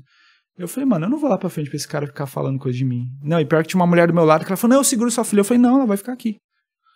Aí eu falei, fiquei de um pezinho com ela no colo. Ele falou, tá bom, então. Aí ele começou a falar, então Deus tá te dando um livramento. Eu falei, mano, na minha cabeça aqui, ó, conversando comigo mesmo. Culto de jovens, mano, livramento é o que mais rola. Livramento e casamento é o que acontece. E beleza, né? Ele falou, ó, Deus tá te dando livramento, você ia sofrer um assalto, e esse assalto ia acontecer na rua tal. Aí ele foi e falou o nome da minha rua. Aí eu falei, tá bom. Não, mas aqui cético. Ele falou, mas esse cara me conhece das redes sociais, né? Deve ser. Nesse mundo hoje. Aí beleza. Ele falou, e o assalto ia acontecer quando você estivesse entrando no número 223, que é o número da minha casa. Eu falei, opa, tá ficando mais sério o negócio. Até porque o número da casa normalmente você não divulga, né? A rua, o endereço, tudo. Agora o número da casa. Porque assim, hoje não mais, né? Mas antes eu guardava o meu carro na garagem da frente, que era a garagem de um amigo meu, e o carro do meu pai ficava na garagem dele. Então assim, costumeiramente eu chegava de madrugada em casa, guardava o carro lá e atravessava o carro com mochila, com alguma coisa. E ele falava muito específico assim, você ia morrer nesse assalto porque você ia reconhecer as pessoas que estavam te assaltando e os caras iam te matar. Por isso. E eu, amém, né? Amém, mas Deus já tá te livrando. Aí eu pensei que tinha acabado. Aí ele falou assim, e tem outra coisa, você tem um ministério, né? Aí quando falou do ministério eu não aguentei, aí eu desabei. Eu comecei a chorar. Falei, e você tem um ministério e você toca teclado. Ô, louco! Aí eu falei, eita. Aí ele falou assim, mas Deus tá te dizendo que hoje, a partir de hoje, você vai voltar. Isso pra mim, eu contei inclusive pra um amigo meu esses dias. Essa ênfase nessa palavra, voltar. Você vai voltar a tocar, você vai voltar a viajar, você vai voltar a ministrar, você vai voltar a fazer as coisas que você fazia. Isso foi muito interessante, porque eu já fiz essas coisas, né? Eu já viajei, eu já toquei, eu já trabalhava. Nessa época eu já tocava com David Fantasini, né? Que é um cantor super famoso. Tal, participou do Fama. E então eu já tocava com ele, um tempão. Tinha tocado com ele há um tempão, né? Então, e daí quando você parou de tocar com ele? Eu parei de tocar com todo mundo. Você já tocava com o David Fantasini, é uma cota, Eu tocava com o David Fantasini desde 2010. Isso foi em 2019. Cara, você tava profissionalmente falando, você tava muito bem, cara. Você tava eu já tinha Fantasini, você não tava... Eu já tinha tocado com Baruch nessa época. Mas é que o David Fantasini você ficou constante. Você ficou um tempão com eu fiquei ele, na banda dele, né? Então, até hoje, quando ele aparece, de vez em nunca que ele toca, a gente ainda toca. Né? Mas assim... Você tava bem, né, cara? Você tava profissionalmente falando. Profissionalmente, cara, financeiramente também. Tranquilo. Eu simplesmente peguei tudo, assim, a mesma coisa você pegar a sua conta do banco e jogar fora. Porque eu parei de trabalhar, literalmente, eu peguei todos os trabalhos que eu tinha, todas o meu network e joguei fora. Fui viver outra coisa. E ele falava isso, você vai voltar a fazer, você vai voltar, amém? Eu chorando. Só que na minha cabeça de ser humano, idiota ainda, eu tava assim, isso não é verdade. Isso não vai acontecer. Aí ele falou assim, você não tá acreditando, né? Caraca, velho do céu! Aí ele me mandou essa. o primeiro número do seu CPF é tal. Aí eu falei, amém. Aí, ó a cabeça, cara, como que é muito louca, né? Como a cabeça do cético, assim, que às vezes tá longe de Deus, né? Eu falei, não, mas o primeiro número ele chutou. Aí ele falou, e o quarto número é tal. Eu falei, amém. Ele falou o primeiro e o quarto número do meu CPF. Isso é muito louco. Amém, acabou, chorei. Aí depois fui conversar com a minha amiga e, foi mó legal. Aí o que eu fiz? Falei, Deus falou muito comigo nessa igreja. O que eu vou fazer? Vou entrar nessa igreja. Uhum. Só que assim, eu tava muito machucado. Eu tava muito quebrado ainda. Eu não tava bem emocionalmente pra tocar. Parece bobeira, né? Mas você tá tocando. Mas assim, a música pra mim é algo muito sério, né? Eu sou super da paz. A única coisa que me tira a paz é a música. No sentido assim, do esmero que eu tenho com ela, do cuidado, do zelo que eu tenho com ela, né? E eu não estava bem para voltar. E tanto que quando eu fui conversar com o pastor dessa igreja, eu falei, pastor, eu vou voltar, eu quero fazer qualquer coisa, menos tocar. Se o senhor quiser que eu abra a porta, eu venho abrir a porta. Mas eu não quero tocar. No outro domingo, o que eu estava fazendo? Tocando. Porque eu cheguei lá na igreja e falei, mano, vai tocar porque o tecladista não tá aí. Aí eu falei, tá bom, né, mano? Aí eu falei, meu Deus do céu. Aí fui tocar. Toquei nesse dia, no domingo, foi legal, uma experiência bacana. Toquei no outro, enfim. Aí teve um dia que a gente foi tocar numa igreja fora. E eu tive uma crise de pânico. Tocando. Eu olhava pro teclado e eu não sabia o que era. Eu não conseguia acertar as notas. Meu Deus do céu. E me deu uma aflição, uma falta de ar. E assim, consegui terminar de tocar a música. Saí da igreja e fui pro meu carro. E fiquei com falta de ar. Eu falei, eu não vou fazer mais isso. Aí cheguei no outro dia e falei assim, gente, eu não vou tocar mais. Só que assim, bravo, porque infelizmente hoje em algumas instituições, em algumas igrejas, a galera não tá levando tão a sério como era na minha época lá de criança, né? A minha época de criança, quando eu comecei a tocar, a gente ensaiava todos os dias. Domingo eu passava o dia inteiro na igreja tocando, estudando com meu irmão, com um baterista que tocava com a gente era unidaço. E a galera perdeu isso. Então, assim, eu tava no grupo da igreja, eu mandei um monte de coisa lá. Falei, vocês não levam a sério nada. E falei um monte de coisa e saí do grupo. Só que nessa fase, eu tava sem trabalho, né? Eu fazia as coisas com o Alexandre, mas o programa só passava em um determinado período do ano. Sim. No outro período... uma vez por ano, né? E eu tava trabalhando de vendedor numa empresa, assim, que eu mandei uns currículos, sei lá quando, e alguém achou o meu currículo lá. Porque eu tinha feito um propósito com Deus, assim, né? Nessa fase já tinha voltado para a igreja. Eu falei, se até tal período a minha agência, que na época eu tinha uma agência de marketing, não der certo, eu vou fechar tudo e vou procurar outra coisa para fazer. Deu exatamente o período, nada funcionou e apareceu esse trabalho. E fui trabalhar lá para ganhar um saláriozinho que dava para pagar a minha pensão, a pensão da minha filha. E eu tava nesse dia lá nessa empresa, já tinha parado de tocar, já tinha parado de me relacionar com essa amiga, né? Porque a nossa amizade estreitou, só que a galera da igreja começou a ter burburinho, né? Que eu tava indo pra igreja por causa dela, coisa de... Sim, enfim. Coisa normal de igreja. Normal, né? De gente. Aí eu acabei me afastando dela, ela foi pra um caminho, eu fui pro outro, e eu já tava meio que já saindo da igreja. E eu tava nessa empresa e eu recebi um telefonema de um amigo meu. Que eu já tinha tocado na igreja dele há um tempo atrás com Malaquias, e ele falou assim, o que você tá fazendo? Eu falei, cara, eu tô trabalhando em tal lugar, assim, contei por cima, falei, você topa tocar num casamento comigo? Eu falei, pô, claro, mano, dinheiro, cachê, lógico. Aí ele falou assim, mano, e você acredita que eu esqueci que você tocava? E assim, eu não fazia tanto tempo assim que a gente não se via. Ele falou, eu procurei um monte de gente. Aí na última vez que eu olhei na minha agenda, eu vi teu nome. Eu falei, mano, vou ligar pra ele.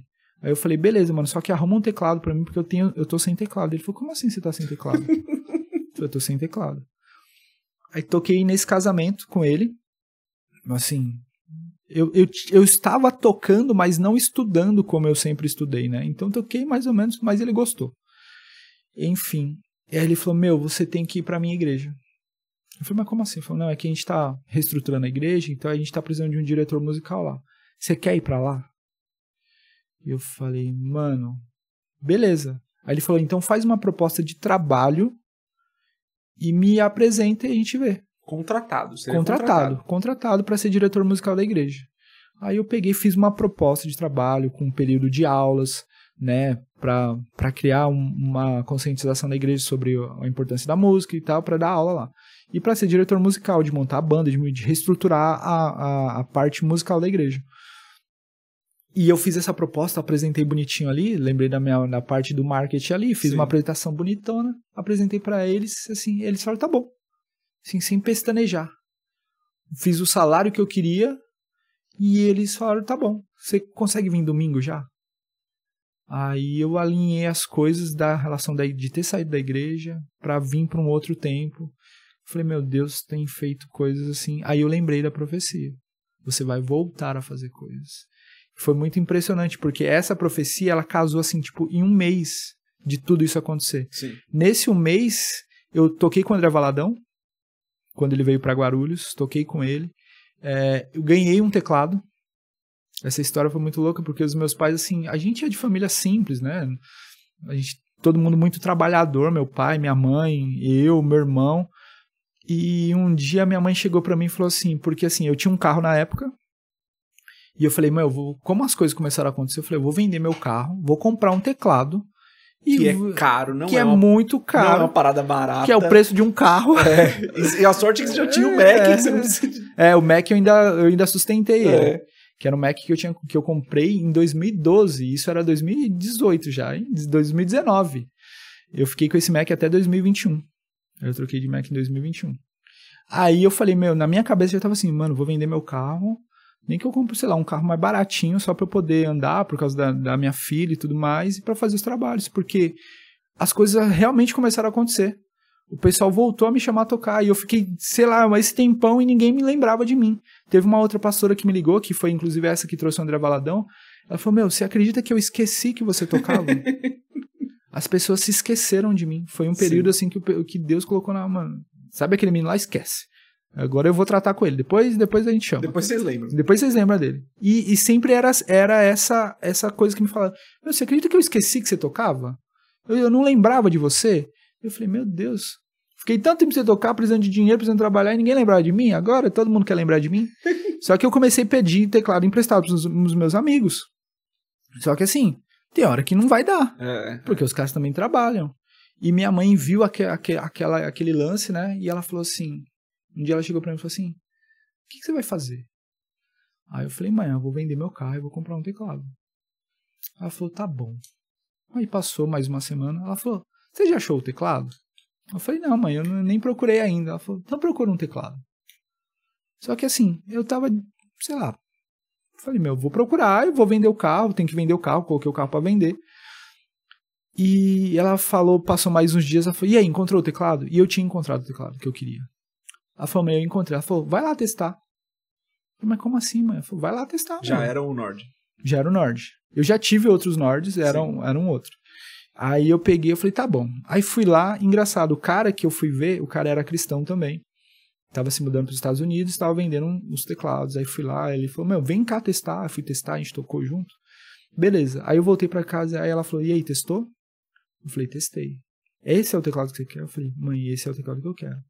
Vou tentar vender meu carro antes e tal, para poder conseguir antes do cara ir embora. Ela falou, não, você não vai precisar vender seu carro. Eu falei, por quê, mãe? Eu falei, não, porque eu tava orando, Deus falou comigo, eu fui falar com o teu pai, e seu pai falou assim, eu já sei, o dinheiro tá na conta. Eu falei, como assim, mãe? Ela falou, Deus falou com ele, Deus falou comigo e Deus falou com ele. Quando eu fui falar com ele, ele falou, o dinheiro já tá na conta. Nem conversou, não teve conversa. Não teve conversa. Aí ela falou, quando você quer buscar? Eu falei, é sério, mãe? Ela falou, é. Aí eu ainda chorei pro cara lá um desconto. Porque não é barato mesmo, não, cara, é caro. Na época eu paguei 10 mil reais. É caro pra caramba. Na época, hoje tá, sei lá, 18. Isso, aí eu peguei, e aí fui lá com o cara, aí ele tinha umas outras coisas lá, eu falei, e esses pedais aí? Ele falou, mano, quanto você tem aí? Eu falei, eu tinha 100 reais. Toma aí por 100 reais. O cara tava indo embora do Brasil pra ele. Cada pedal daquele que eu comprei, que é um pedal de sustain específico do teclado lá, custava 500 reais cada um. Nossa. Ele me vendeu por 100 reais os dois. E aí eu abençoei meu primo, um desses pedais eu abençoei meu primo na época, e o outro eu fiquei com ele até hoje. Então, nessa época eu ganhei o teclado, aí toquei, trabalhei e tudo mais, e voltei a fazer as coisas que realmente aquele pastor tinha dito, né? E engraçado, depois de um tempo eu fui tocar numa igreja, e era um momento que, assim, eu ainda estava em transição, assim, tudo foi acontecendo muito rápido, mas eu ainda estava em transição, assim, eu ainda estava sendo trabalhado por Deus, e é muito louco porque nessa primeira fase lá em 2015, quando eu fui parando de tocar, de fato, eu ainda toquei em algumas igrejas com alguns amigos que me chamavam, mas eu tocava de lá e depois ia pra balada, sabe, eu tava assim. Aí eu tava tocando numa igreja e eu recebi uma profecia que era o seguinte, no momento ali da oração, um pastor chegava do meu lado e falava assim, um dia você vai estar tocando e pessoas lá na nave da igreja vão estar sendo curadas. Caraca, velho. Mano, e aquilo entrou pelo ouvido e saiu pelo outro, né? Mano, eu tava ruim, eu tava numa fase horrível. Passou esse tempo, eu fui tocar numa igreja e eu também tava mal nesse dia, muito mal, assim. O som tava ruim. Sabe aquele dia que dá tudo errado? Sabe quando você vai arrumar o computador e o software não funciona? Foi desse dia. E tava aí um amigo meu. Aí o pastor que ia pregar, ele solicitou que alguém fizesse um fundo pra ele tocar. Pra ele pregar, né? E eu com meu amigo, mano, vai lá. E ele, não, mano, vai você. Eu falei, não, vai lá você, eu não tô afim hoje, mano, tá tudo dando errado. Eu falei, não, eu tô com a minha namorada aqui, vai lá, você que tá sozinho, e toca, né? Aí eu falei, tá bom. Só que eu não sabia quem ia pregar. Quando eu sentei no teclado e comecei a tocar, então hoje vai o pregador, tal. Quem era? Era o pastor que tinha me entregado a profecia. Lá atrás. Não o lá de trás, esse que falou meu CPF. Sim. Ele ia pregar e foi engraçado que quando eu comecei a tocar, ele olhou pro teclado assim, era uma igreja bem grande, né? Ele olhou assim, eu lembro de você. Aí eu falei, eu também lembro de você. Aí tudo bem, a gente tocou ali, foi uma bênção, assim, né? A gente se conectou muito, assim, inclusive uma pessoa perguntou pra mim, essa semana, inclusive, falou, quando o pastor tá pregando e você tá tocando, você consegue prestar atenção? Eu falei, por incrível que pareça, eu presto mais atenção ainda, porque eu preciso me conectar com ele. E eu toco com o iPad, assim, do lado, então, assim, eu tô tocando, tô ouvindo o que ele tá pregando e tô lendo a Bíblia. Porque ele tá falando os versículos, então eu tenho que interagir, é uma trilha sonora, é igual um filme, eu preciso conectar as pessoas aqui ao que tá acontecendo, né? E a gente se conectou ali, aí no final da mensagem dele, ele foi orar.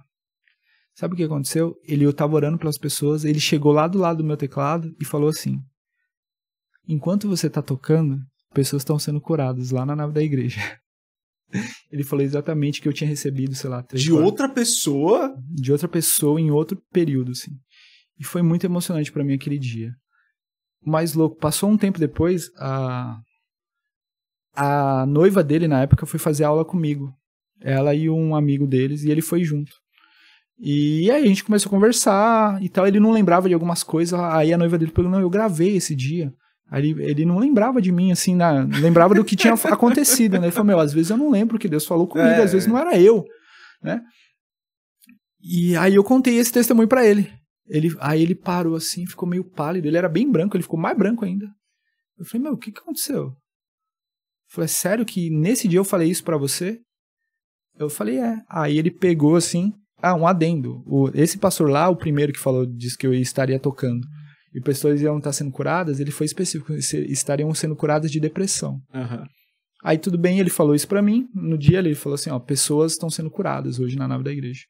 E nesse dia que a gente tava junto, ele falou assim, ele falou, amor, empresta o telefone aqui.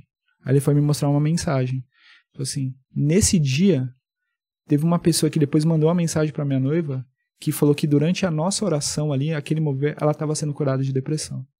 Caraca, glória a Deus. Então assim, cara, Deus tem o trabalhar dele, é o tempo, é entender o tempo dele. Né? Eu postei esses dias no meu Instagram que assim, eu tava muito preocupado com algumas coisas que estavam acontecendo na minha vida, né? E eu lembro que uma vez eu também estava esperando uma resposta de Deus e Deus falou comigo através de uma música. Às vezes Deus não fala só direto, ele fala de diversas formas. E a música falava assim, para atravessar o mar, coloca o pé na água. Para chegar do outro lado, você precisa acreditar. Deus quer abrir o mar para você, mas antes você precisa crer. Isso foi tão forte em mim, porque às vezes a gente não crê, a gente não acredita que Deus pode fazer.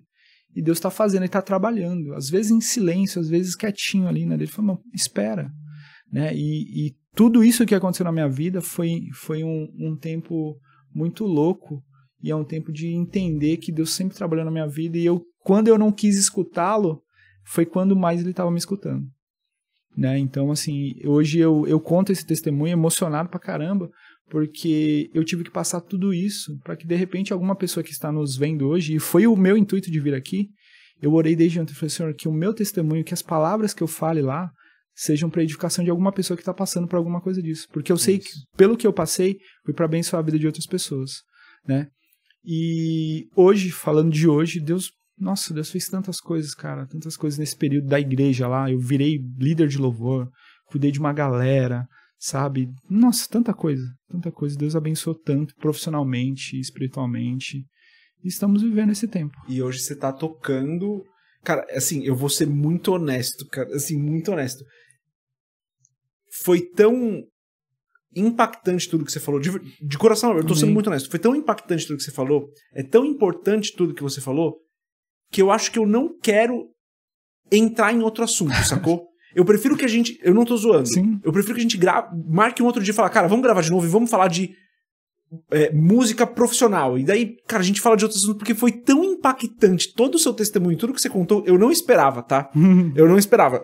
A gente conversou um pouco antes, do que falaria. Eu tinha outras coisas pra falar que eu acho que vale a gente abordar ainda, mas eu não queria hoje confundir os assuntos, porque, cara, foi... Assim, você falou uma frase no meio do contar o seu testemunho que é isso, cara.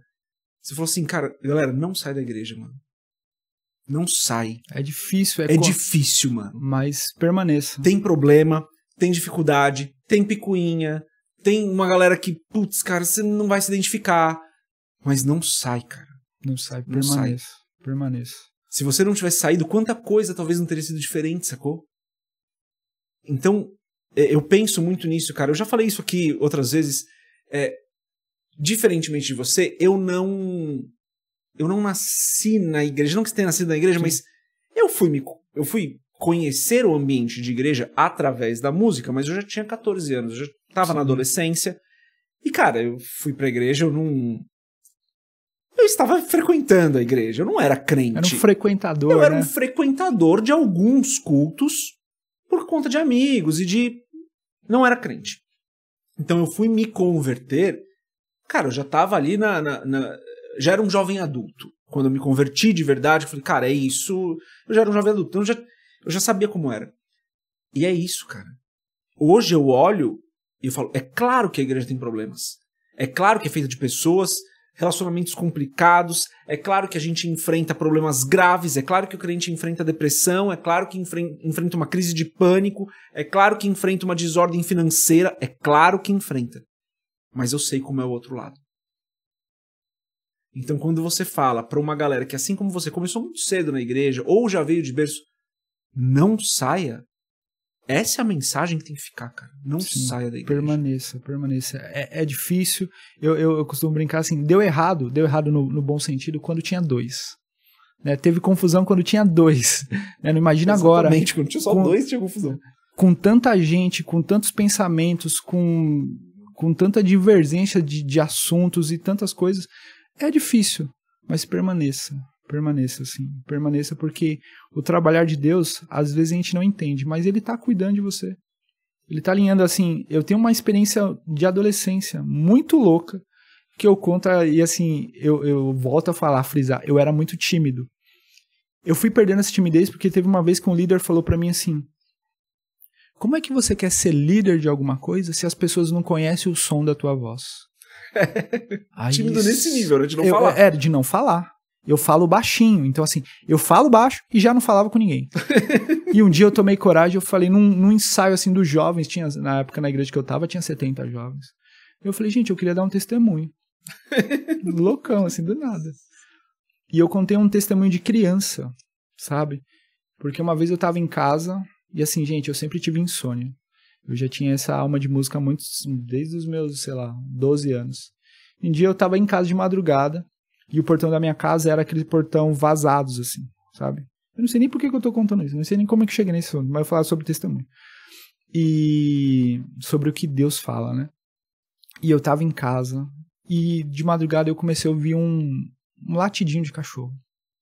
E eu fui no portão e eu vi um cachorrinho lá. E assim, eu sempre gostei de animais e tudo mais.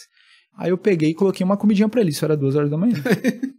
Botei lá um leite, uma água e um arroz. Um leite? Sei lá, eu falei, vou botar o que tinha aqui. Aí coloquei, aí beleza, aí voltei, entrei pra dentro, porque meu pai não gostava de cachorro. Eu falei, não vou pegar pra mim, né, mas pelo menos eu vou estar fazendo a minha parte de cuidar dele ali.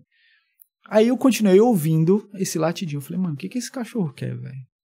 O meu portão, ele era todo daqueles de tubo, assim, então tinha uns vãos. Mano, esse cachorro não me bota a cabeça no vão do portão e fica preso. 2h da manhã, e esse cachorro começa a chorar. Meu, e eu desesperado tentando tirar a cabeça do cachorro dali. E eu fiz de tudo, mano. Aí eu entrava em casa e eu falava, meu Deus, botava na cabeça, o que eu vou fazer? Aí voltava e o cachorro gritando e tal, já tava no aspecto dele, tava gritando. Aí eu entrei em casa, sabe o que eu fiz? Eu ajoelhei e orei. Foi minha última cartada. Eu falei, mano, eu vou orar. Cara, e com criança, eu tinha, naquela época, 12 anos, ainda era criança. Hoje não é mais, né? Hoje já tô todo mundo muito adolescente, já com 12 anos. E eu orei. Uma oração muito sensível, assim, muito simples. Falei, Senhor, eu não sei o que fazer mais. Por favor, tira a cabeça do cachorro de lá.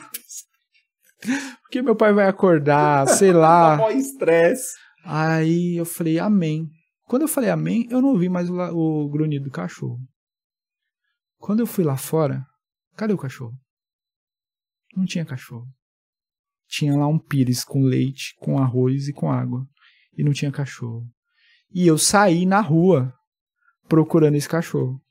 Do lado da minha casa tem um escadão, assim, né? E eu fui até lá embaixo, de madrugada, andando sozinho. Subi. E eu fiquei sem acreditar. E eu falei... Aí eu entendi. Eu falei, se eu queria provar a minha fé, a que ponto chegar a minha fé, eu entendi. Então, assim, pode ser uma coisa simples, mas creia. Creia. Não saia. Permaneça. É difícil? É difícil. A gente é ser humano. Ser humano tem diversos problemas. A crente não pode ter depressão? Pode, sim, a gente é ser humano. Falamos disso numa das gravações.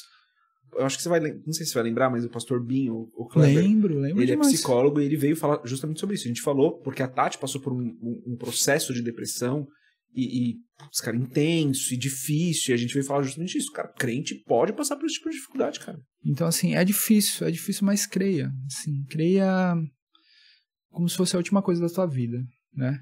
Então, assim, isso foi... Essas experiências com Deus foram me trazendo isso. E tanto que esse momento que eu estive fora da igreja foi o momento mais difícil da minha vida, não pelas coisas que estavam acontecendo, mas pelo sentido de estar longe de Deus.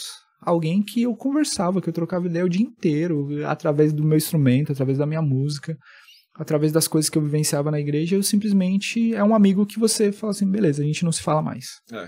Você fez alguma coisa pra mim, que ele não fez nada, eu fui o errado de tudo sempre, e eu simplesmente deixei quieto. E depois ele fala, tá bom, agora o seu tempo, eu já te dei o tempo que você precisava, você queria viver o que você queria viver, agora você vai viver o que eu quero viver. E eu simplesmente me entreguei como dependente de Cristo, né? E até hoje sou dependente, assim, Deus, assim, eu tive um momento de transição também, saí de uma igreja que eu fui diretor musical, essa igreja, durante quase 5 anos, vivi coisas... Mas ficou bastante tempo lá. Fiquei bastante tempo lá. A gente teve músicos excelentes lá, um baterista que a gente trabalhou junto e virou irmão junto lá, que é o Rafinha Delay, que é um cara que gravou pra todo mundo aí do sertanejo, a gente trabalhou um tempo junto lá, era um tempo muito de alegria. Só que são ciclos. E eu comecei a orar pro Senhor, falei, Senhor, eu acho que meu tempo aqui está acabando, né? E orei 2 anos pra isso. Não foi algo que eu falei, vou sair. Sim. Foram 2 anos de oração e teve um momento que Deus falou assim, agora é o tempo, né? Agora é o tempo de você ir para outro lugar. E assim, estou esperando essa ida de outro lugar. Fui até para uma outra igreja e Deus falou comigo muito lá. Muito, muito, muito assim, sabe? Só que teve um dia que ele falou assim, eu não quero que você toque mais aqui. Sabe? Nitidamente ele falou assim, eu não quero mais que você toque aqui. Eu não quero que você pare de vir para a igreja. De vez em quando eu vou lá, é uma benção. Só que ele falou assim, eu não quero mais que você toque. No final do culto, eu falei pro pessoal, chamei o bispo da igreja na época. Época não, né? Foi agora, sei lá, um mês atrás. Falei, Falei, bispo, Deus falou pra mim que não quer que eu toque mais aqui.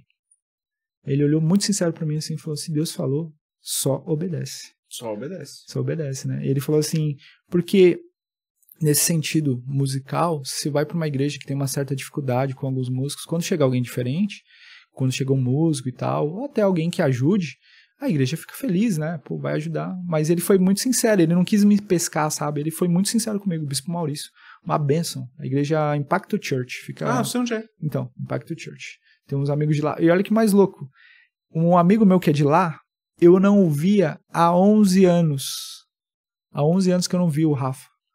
E eu vim dessa igreja, que era no Sacomã. Eu moro em Guarulhos. Eu ia pro Sacomã quase todos os dias. E a minha filha estava em casa e falou, pai, traz alguma coisa pra mim, eu não lembro se era um doce. Aí eu saí da igreja à noite e falei, vou passar no Carrefour aqui e vou comprar. Quando eu cheguei lá no caixa, quem tá no caixa? O Rafa. Eu falei, mano, não acredito, faz 11 anos, a filha dele tem 11 anos. Eu vi quando ela não tinha nem nascido, a esposa dele tava grávida. Eu falei, mano, não é possível. E a gente mora na mesma cidade, a gente mora em Guarulhos. E eu não o via. Eu falei, não é possível, mano, não é possível te ver aqui. Ele falou, mano, vai lá na minha igreja. E eu fui e Deus foi falando comigo, aí a gente me chamou pra tocar, a gente tocou umas vezes, e foi muito louco nessa coincidência, né, ele fala, é a cristocidência, né, não é coincidência, Deus me tratou de um monte de coisinhas que ainda estavam, sabe, meio fora do lugar, e Deus foi me tratando, eu toquei lá 1 mês, assim, direto, e toda vez que eu tocava, Deus falava comigo, e eu chorava, acho que foi um mês que eu chorei pela minha vida inteira. Eu tocava e chorava. Se vocês pegar as lives lá da igreja lá, se vê um japonês chorando, sou eu. E Deus falou muito comigo lá, cara, muito sobre relacionamento, sobre comprometimento, sobre lealdade, sobre tantas coisas. Eu falei, Senhor, tá bom, eu entendi. E tô no foco aí, tô orando pra ver pra onde o Senhor me leva, né? Pra onde que Ele quiser me levar, eu tô indo. Eu tô nesse propósito hoje. Que da hora. Ó, eu tô bem inclinado a fazer isso mesmo, cara. Um dia a gente vir pra falar, aí com um tema específico, falar, cara, vamos falar de músico, a profissão músico. É, porque a gente tinha outras coisas pra falar, né? Tinha várias outras coisas pra falar, cara, mas é o que eu falei, quando a gente entra num assunto como esse, que vamos lá, né? É o mais importante, né? Sim, sim. É o mais importante.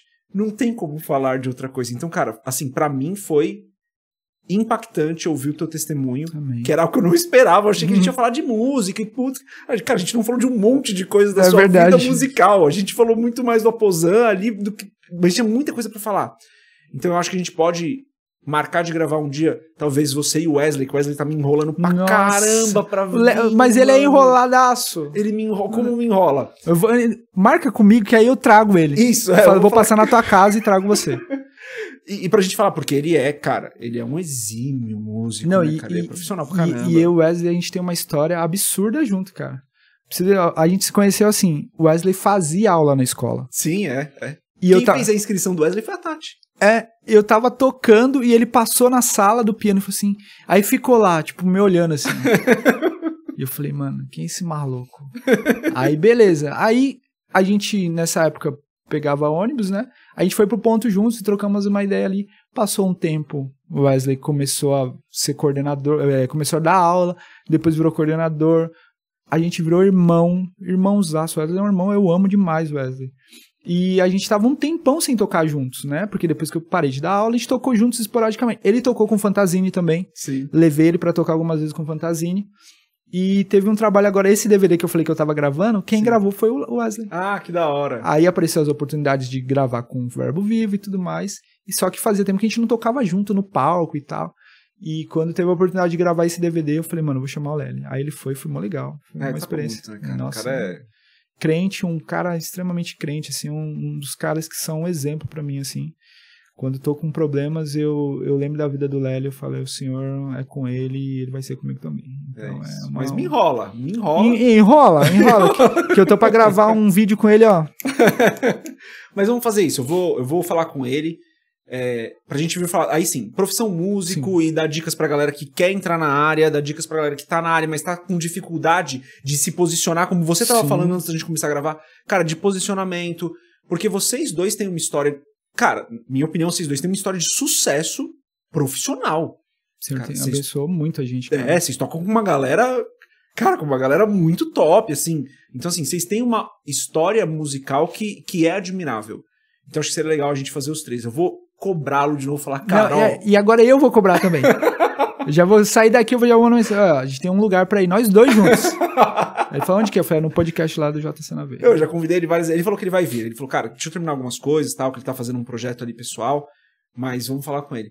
Ó, aí eu disse, cara, obrigado de verdade por ter vindo. Eu que agradeço. Mano, foi muito legal. Eu espero realmente que muitas pessoas sejam impactadas pelo seu testemunho. Amém. Eu creio que pessoas que estão nessa luta de, cara, eu tô pensando em sair, elas vão ouvir o que você falou aqui, vão falar, cara, é Deus falando comigo. Amém. Porque eu creio que vai chegar nas pessoas dessa forma, e se você entende que você tem que mandar esse testemunho pra alguém, que você tem que mandar esse podcast pra alguém, não por causa do número de visualizações, nada, manda o podcast pra que a pessoa seja impactada por esse testemunho. Todos nós, cristãos já um pouco mais experimentados, passamos por uma fase onde a gente fala, cara, eu vou desistir, eu vou abandonar. Alguns vivem o que o Ailton viveu. Alguns não, mas lutam com isso. Então, eu realmente creio que esse testemunho é poderoso para tocar a vida de algumas pessoas. Então, cara, obrigado por ter vindo de verdade. Eu que agradeço pelo convite, por me dar a oportunidade de falar. Eu gosto muito de falar. Eu era tão tímido, hoje eu adoro falar. Hoje eu falo até demais. Legal, cara, foi muito legal. E como eu te falei, foi a minha oração. Desde ontem, na verdade, desde quando você me convidou, foi uma semana passada, né, que a gente trocou uma ideia. Eu tenho nessa oração, Senhor, que as palavras que eu fale não sejam minhas, mas seja aquilo que eu vivi, para abençoar a vida de outras pessoas, pessoas que passam por depressão, que passam por esse momento de transição, que trabalham com música dentro da igreja, que também difícil. É um servir muito, muito difícil, né? A nossa classe dentro da igreja e fora da igreja também é muito perseguida. Satanás tem uma inveja absurda da gente, né? Então a gente luta por muitas coisas e eu tava orando para isso, que de repente o nosso papo caminhassem para que eu pudesse falar meu testemunho, que eu pudesse falar de Deus para as outras pessoas, que esse é o meu propósito. Ele me colocou para isso, independente seja tocando, seja falando, seja vivendo. Glória a Deus. E eu quero viver para isso sempre. É isso. Uma bênção estar aqui. Galera, obrigado por ter ficado aqui, até aqui. Comenta aqui sobre se você foi impactado ou não pelo testemunho, até para edificar a fé de outras pessoas. E é isso, ó. Deus abençoe a sua vida. Obrigado de novo por ter ficado até aqui. Paz.